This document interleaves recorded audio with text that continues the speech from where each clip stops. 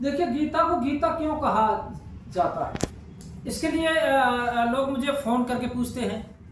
जहाँ कहीं मैं जाता हूँ तो लोग मुझसे इस चर्चा को करते हैं कि गीता को गीता क्यों कहा गया। आपने एक बार वीडियो डाला कि गीता को गीता क्यों कहा गया, तो इसको लेकर के उनको उत्सुकता बनी रहती है।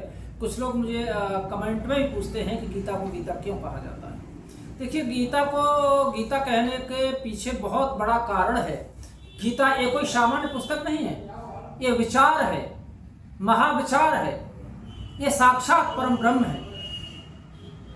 अब एक ही प्रश्न के मैं आपको दो जवाब दूंगा और दोनों बिंदुओं पर आप ठीक से समझ सकेंगे, जान सकेंगे। पहली बात करते हैं कि हम गीता को गीता क्यों कहा जा सकता है। क्योंकि गीता को एक गीत के रूप में गाया गया, और जिस चीज को हम गाते हैं वह गीत होता है, और जिस सबसे बड़े विचार को गीत के रूप में हम गाया, इसीलिए यह गीता है। और ऐसे महान व्यक्तित्व ने गाया, सृष्टि में उससे बड़ा महान व्यक्तित्व कोई नहीं है। 16 कलाओं के अवतार थे। भगवान श्री कृष्ण ने अपने श्री मुख से जिस गीत को गाया, इसीलिए वह गीता है। उस ज्ञान को गाया, इसीलिए वह गीता है। अब प्रश्न उठता है, हमने कहा था कि ये गीता कोई सामान्य पुस्तक नहीं, ये साक्षात परम ब्रह्म है। आपके मन में सवाल आएगा कि परम ब्रह्म कैसे है?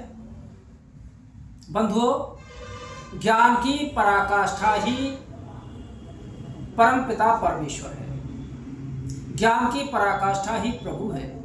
और गीता में वो सबसे बड़ा ज्ञान है। उस ज्ञान के माध्यम से हम परमपिता परमात्मा को प्राप्त कर सकते हैं। हमारे ऋषि मुनियों ने गीता के ज्ञान के माध्यम से परमपिता परमात्मा को प्राप्त किया है। आत्मा को परमपिता परमात्मा से मिलाने वाली प्रक्रिया का नाम ही सनातन धर्म है, और उस प्रक्रिया का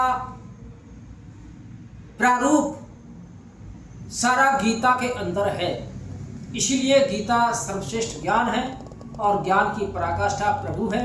इसलिए यह परम ब्रह्म है, साक्षात परम ब्रह्म है। गीता का ज्ञान, गीता के ज्ञान के माध्यम से हम परमपिता परमात्मा को प्राप्त कर सकते हैं। अब मैं समझता हूँ शायद आपके दोनों प्रश्नों का जवाब संक्षिप्त में मिल गया होगा। बहुत बहुत धन्यवाद।